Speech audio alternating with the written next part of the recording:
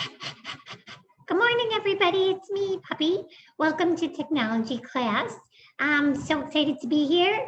I saw a lot of you guys dressed up this week, and it was so exciting because I love getting dressed up and I love being wild. So it was a lot of fun to see you guys. Yes. Good morning, everybody. Love being wild. I don't think that's something that. Hi. What's the matter? Oh, here, wait, hang on 1 second. Sorry. Hang on.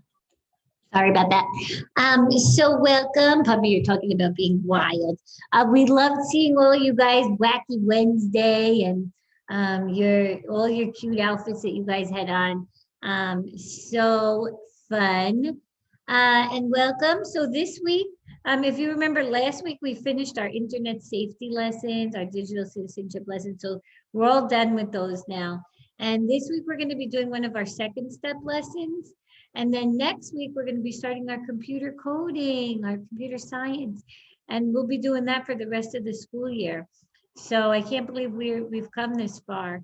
And so this is actually I'm looking at my notebook. This is week 27 now, I think. Wow, yeah, this is week 27. So how crazy. Oh my gosh, you mean I'm 27 weeks older? Guys, do I look any older? Look at my mask. And we can't even see your face, Puppy, because your mask is like over your eyes. You don't really look any older. You look the same, right? He does look the same.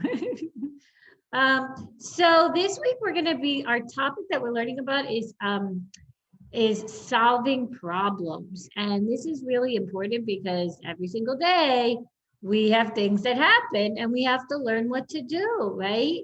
And so in this picture, we see this girl and it looks like something happened. I don't know, something spilled or she got something on her hands. I don't know. It just looks like she's like, what happened, right? And so we have to learn, which I'm going to show you guys a poster, and it's the problem solving steps. And we're going to be learning how to use the problem solving steps to help us solve problems that happen every single day. And they can be from the smallest problem to the biggest problem.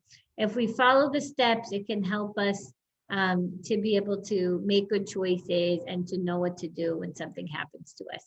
Do you want to share something, Puppy? Yeah, like sometimes when I get in trouble because I'm digging in the lobby for bones, because I think there's a treasure under the floor in the lobby. And then I have to stop and think, boy, did I make a big problem because I shouldn't be doing that. Oh, Puppy, yeah, I don't think that's the kind of problems we're talking about. But let me pull up the poster because I want to show you. Okay, so this is what we're talking about, problem solving steps. And so the S, the first, it stands for say the problem. But you notice it says without blame. And we're going to be doing a little activity today, practicing saying a problem without blaming somebody. Because we always are the people that and especially whenever I meet with kids and I say, so what happened? Well, they pushed me first. They knocked over my pencil case. And it's always blaming somebody, right? And so learning how to say the problem without blaming someone is a really good skill. The T stands for think of solutions, right? So we think, what can we do? And this is good for you guys to start thinking about because, the teacher is busy doing the lesson and doing a lot of different things. And you can't always, teacher, I don't know what to do. They knocked my pencil case over, right? And then you could learn how to come up with solutions of things you can do yourself. So you don't always need to go and talk about it with somebody. Sometimes you have to, but sometimes you can solve it on your own. E stands for explore consequences. So you think about what would happen if I did this? What would happen if I did that? And then P stands for pick the best solution. So then you pick the choice that would actually work. And those are your step. Those are your step that you follow to solve problems. So we're going to actually watch a little story. So I'll put it on, talking about the problem solving steps.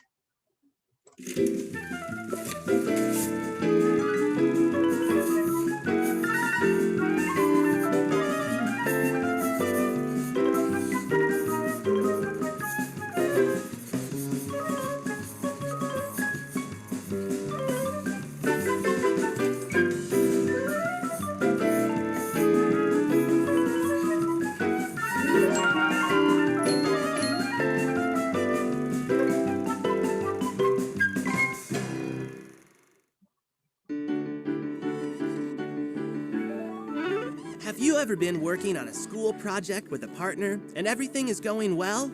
And then something happens. A problem comes up, out of nowhere.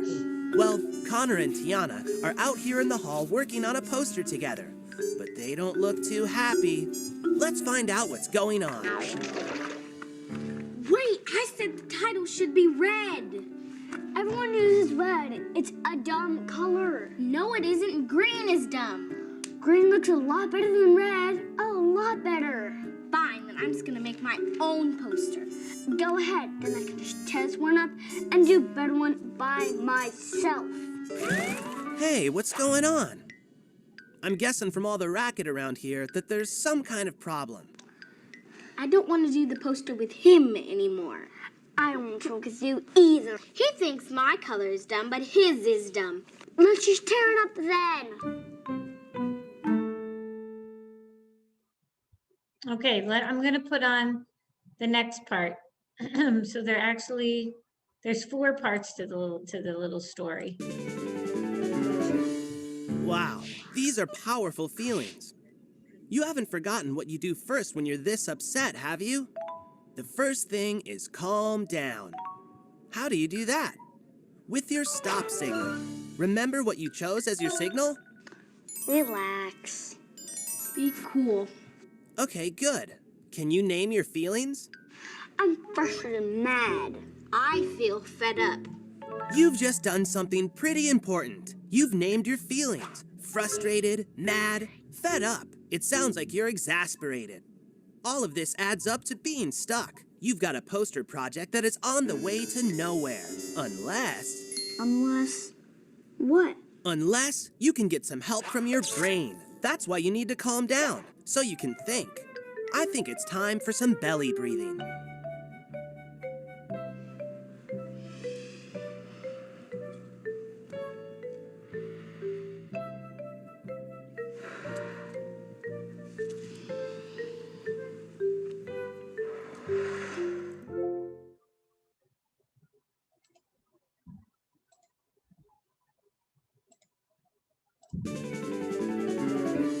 Now that everybody's calm, you can start solving your problem with STEP. Let's start with S. Say the problem, right? The problem is Connor never listens to me. Yeah, well, you're always bossing me around. Sounds like you're both playing the blame game. When you say words like never or always, you're blaming each other.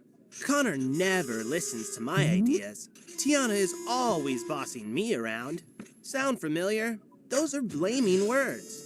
Your words make it sound like your partner's at fault. But you can figure out how to say the problem without blame.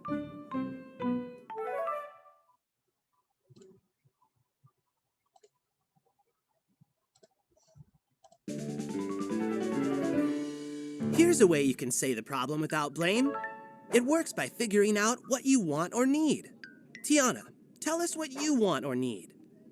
I want to use red for the title. Connor, what do you want or need?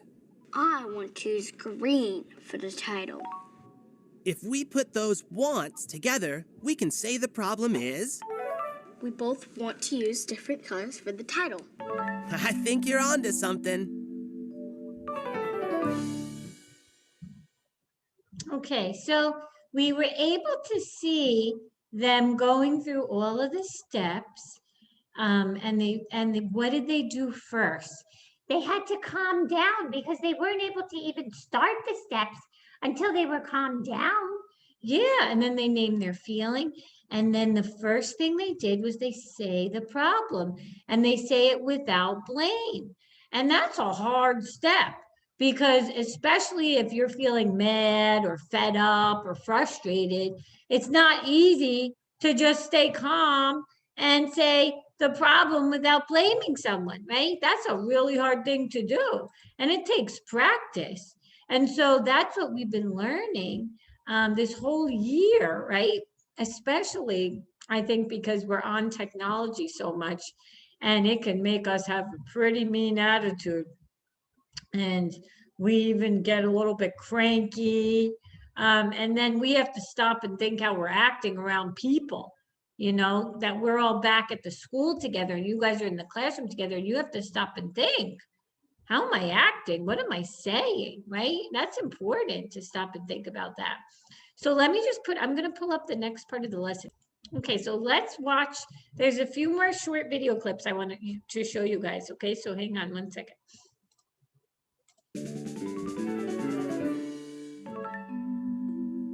You're both able to say what the problem is, right? To do that, you've included both of your wants. We both want to use different colors for the title of our poster. No fault, no blame. Let's go on to the next step. T, think of solutions, safe and respectful solutions. So, this is the fun part. Think of as many ideas as you can.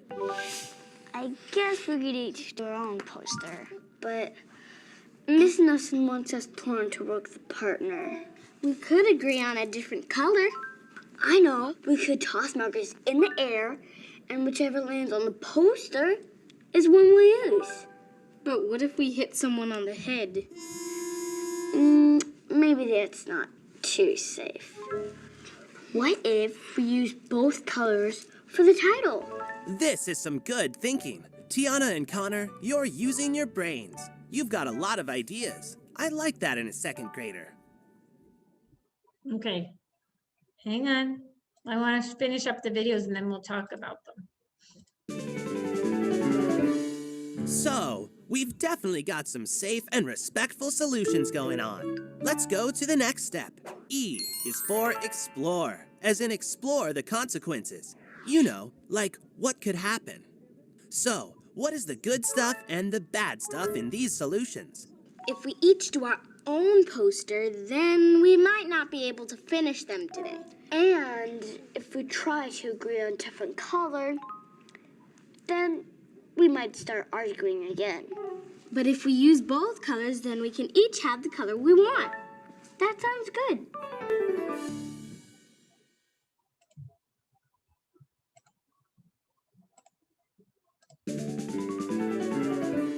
I think you're ready for the last step. P, pick the best solution. What do you think? What would work best? I think we should do both colors for the title. We can do one red letter, then one green letter, or make them green and red stripes. Personally, I like triangles. Or green with red polka dots. Yeah, this is the best idea. Yeah.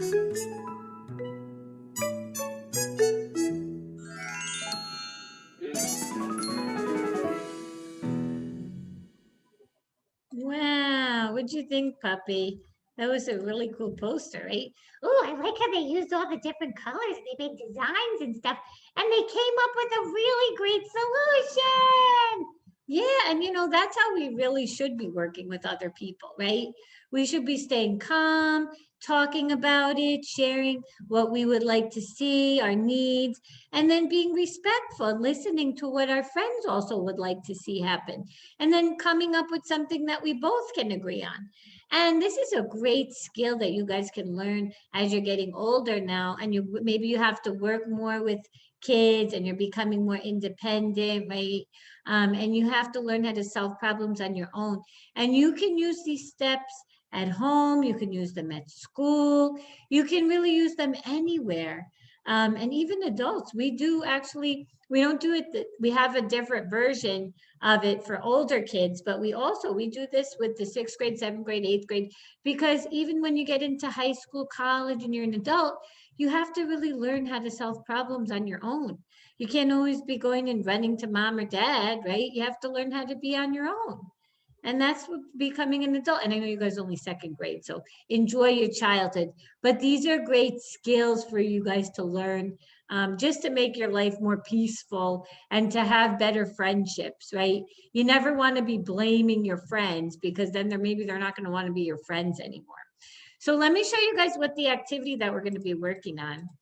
And so what you have to do is you have to think about, they give you a problem statement, and you have to go through and you have to look for the blaming words. So some examples of blaming words: always, never, you made me, Because of you. It's your fault, right? We hear kids say these things every day. And those are blaming words, and we really don't want to use those words. So, Puppy, would you read the first one? What does it say? He is always hogging the remote. Yeah, he is always hogging the remote control. So I never get to watch what I want. So if I was going to circle the blaming words, always, never, right? These are blaming words. Number 2 says, you never hurry up when we need to get somewhere quickly. So we can see what's the blaming word in that one. Never. Yeah, never. This dress is ruined because of her making me spill milk all over it. So what was the blaming words? Because of her. Yeah, blaming it on her. You made me forget to bring the book by distracting me with all your chatter. You made me. They're blaming it on somebody else. Yeah. You never let me eat what I want for breakfast. You never. Yeah, they said you never. So for your homework, you're going to circle the blaming words, or if you want to use like a colored pencil or something and highlight it. And this is good practice because I bet you could look at some of these statements and you could think, do I say that? And I bet some of you guys do say some of these things. And then think about how you could stop yourself and say it a different way. So it doesn't sound like you're blaming somebody or that you're sounding really crabby, right? Or snobby. We want to always say things in a polite, kind way. Even if we are upset, it's always better to say it in a calm way than to say it like, well, it was your fault, right? Because then what does that do? It just starts a fight because then the other person says, well, no, it was your fault. And then it just goes back and forth, right? And so we don't want to be people who are living in that kind of a way. We want to be people that are calm, kind, respectful. And this goes for when you're online, if you are playing a game with somebody, chatting online, anything that you're doing with technology where you might be typing a message, you want to make sure that your words are kind. Remember, we talked about that last week, being mean. And yeah, blaming people. Say you're playing a game. It was your fault we lost the game. How awful is that? You don't want to make somebody feel bad, right? So everybody's going to get a copy of this that you can do. And then I'm going to put on the little music video for you guys before we end. This is the Step Up music video.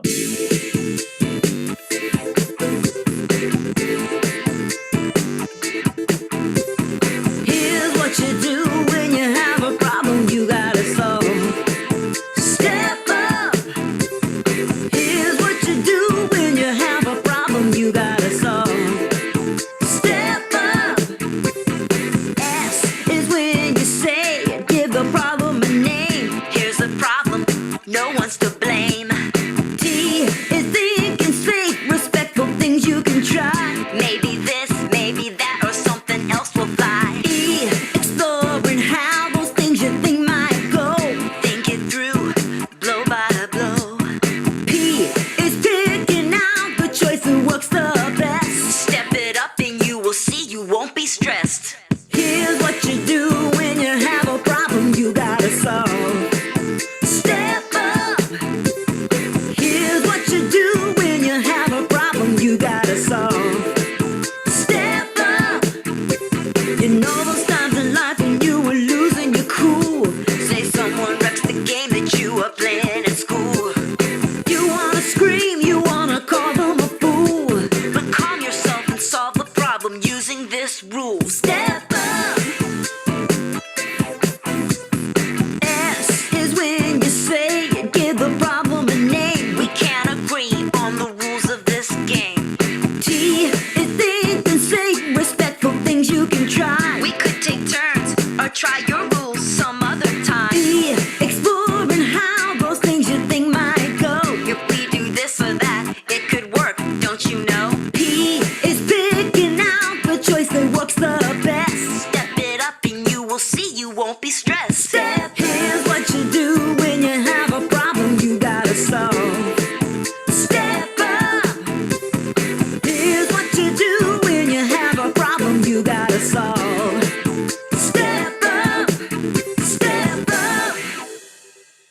Okay, that was a fun little video just to remind you guys about the problem solving steps. So we hope and we pray that you will start to use these every single day, and really just stop and think before you say or do anything. That way you can always learn how to make the best choice, right? And then you'll have the best day ever because you're learning that you have the control over what you say and what you do and the choices that you make when you're in school and when you're at home, right? Okay, guys, so everybody, we'll print this out for you and we'll send it home for you. And then next time, get ready. We're starting computer science. Oh my goodness, are we really going to learn how to talk to computers? That's crazy. Yeah, but I think we're going to have a lot of fun. All right, guys, we'll see you next time. Bye.